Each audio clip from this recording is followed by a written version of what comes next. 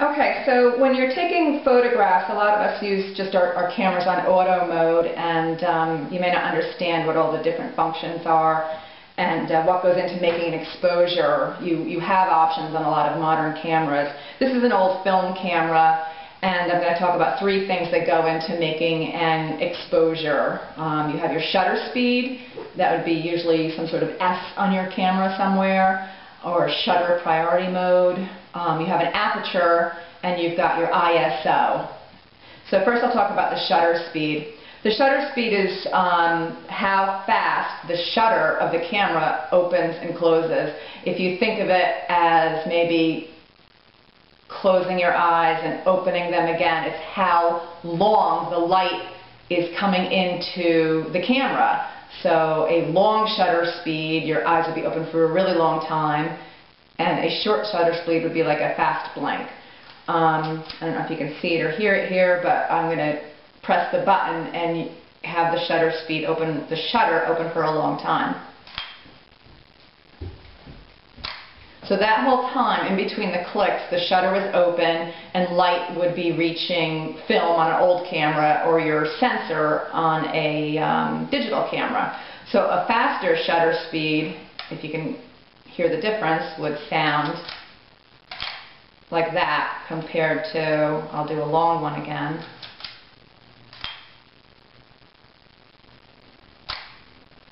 So that whole time in between the clicks, the shutter was open, a lot of light was coming into the camera to help make your exposure. What that does to your pictures is freezes or blurs action. We've all taken pictures of our children or our dogs or whatever, and their tail is wagging and you get the blur. Everybody has taken a picture that's blurry, and that's because the shutter wasn't opening and closing fast enough. So sometimes we want to intentionally have a blurry picture, like when you take a picture of a waterfall and the water is all smooth and you don't see the individual water drops. That's how a photographer does it. They use a really long shutter speed.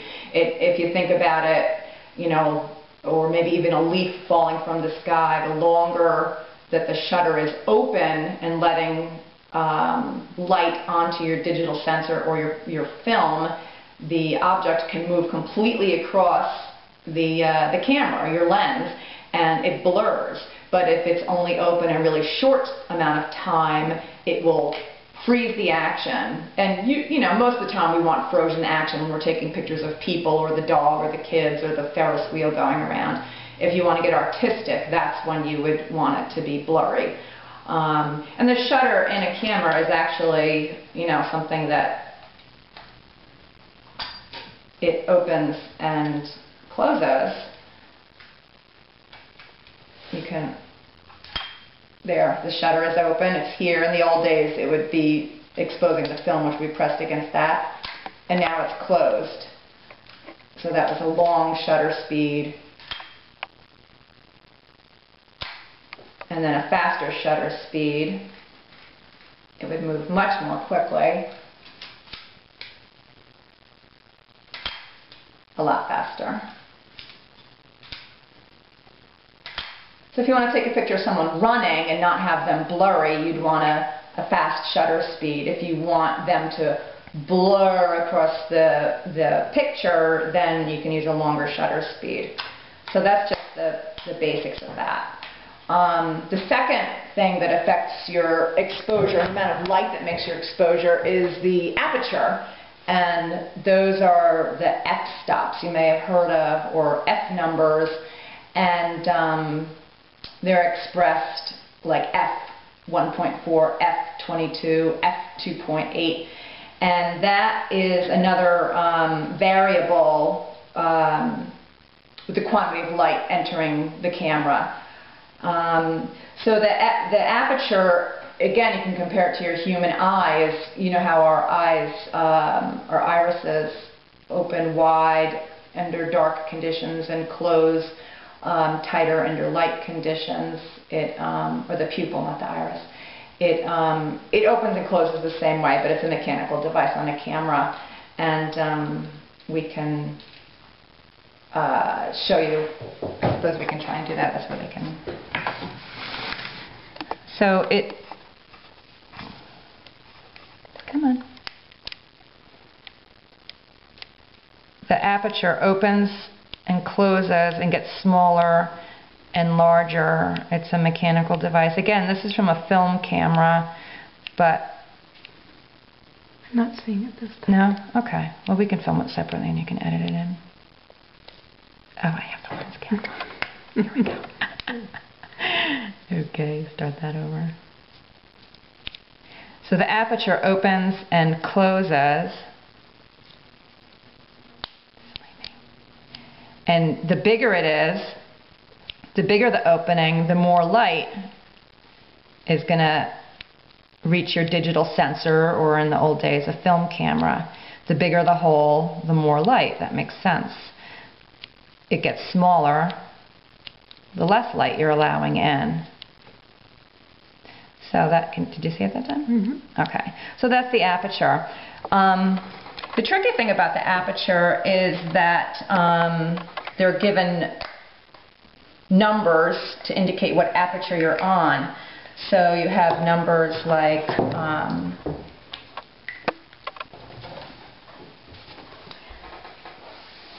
f1.4, and that would be like a really big aperture opening. And then the next aperture might be f2, f2.8, f4. This is an illustration of how big the hole is. And the reason I say it's tricky is that, and here's f8, they go all the way up on cameras up to like f22, and that's a small hole. The reason I say it's tricky is that it's the bigger the hole, the smaller the f number. And you have to kind of get that into your head. So if you have a big aperture, big hole, small number, the smallest aperture, f22, the smallest aperture, the smallest hole has the biggest number, f22. So that's just something you have to get into your head. It's sort of in reverse. And now the question is, what does the aperture do to affect our photographs? The aperture is what you're concerned with when you are worried about the depth of field, which means how much of the photograph is in focus. If you want everything in the whole photograph to be in focus, like you're outdoors and you're taking a landscape and there's mountains in the distance and pretty flowers in the foreground, you would want the smallest aperture hole. The smaller the hole, the more is in focus in the photograph. You've all seen pictures of, again, sort of an artistic composition where maybe there's, a little patch of daisies or tulips, and only one tulip is in focus in the very front of the photograph, and everything else sort of goes into this beautiful, blurry patch of yellow behind the one yellow tulip that's in focus. That was done with the aperture.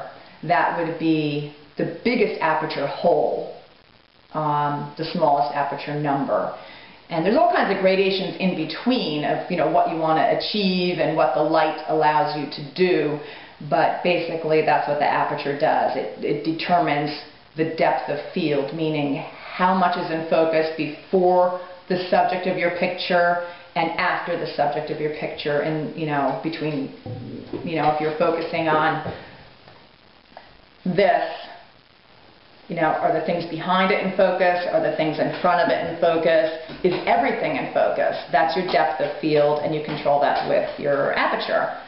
And then the third thing is your film speed, or the ISO. In the old days, it was literally film.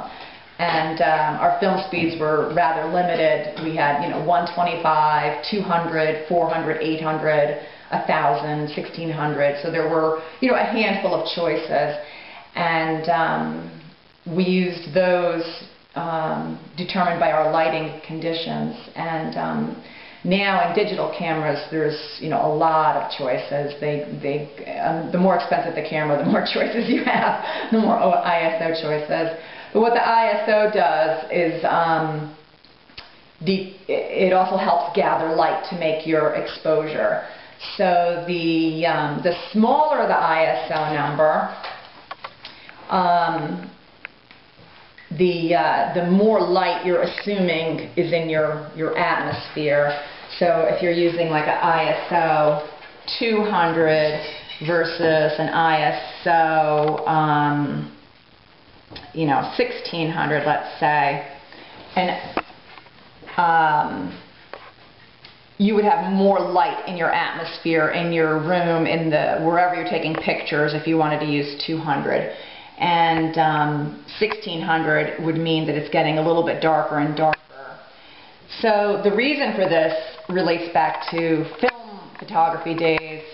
Actual film had silver particles on it, and on a lower number ISO film, they used to call it ASA in America, the silver particles were small and fine and very close together.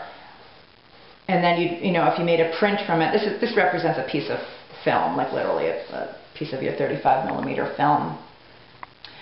And if you had a higher ISO number, the silver particles on it were much bigger and grainier because they were desperately trying to gather light for you to make your photographs. So you might, the bigger the grain on it, the greater the ability to gather light. So you would switch film to higher ISO if you were taking pictures in the darkness or in a room where you weren't allowed to use a flash. And that still relates today with digital photography. But the problem with going up in ISO is the subsequent picture that you get becomes grainier. Digital photography is much more refined than the film photography in that respect, but we've all seen grainy pictures where it's not really finely refined and it looks, a little grainy is the best word. So the higher, it's still true with digital photography, but it's not quite as dramatic as with film photography. So the higher the ISO you go, the grainier your picture is going to be. So I guess what we have to understand is you've got these three things. You've got your shutter speed, you have an aperture, and you have an ISO, and all of them help gather light to make your photograph. And you have to find the perfect balance of those three things, those three settings, to make an exposure that isn't overexposed, where everything is way white and way washed out, or underexposed, where everything is too dark and you can't see what you were photographing. There's a combination, and it's not just one magic combination. There are multiple possibilities of, this ISO plus this aperture plus that shutter speed will give you a nice picture, and you can change all of them within a certain range and still get a nice picture. So it's the combination of those three things, and if you want to learn more, you can always fiddle with your camera and play with it and see what you get, but don't be afraid to get the manual out or buy an extra book for your camera that's more easily understood, and learn about how to operate those separate functions, the shutter speed, the aperture, and the film speed or the ISO. And then, with digital it's great because you don't have to spend money on developing. You can just look at the picture and see if you like it or not, experiment and say, oh, this works, that didn't work, change the adjustments and try again. So that's that.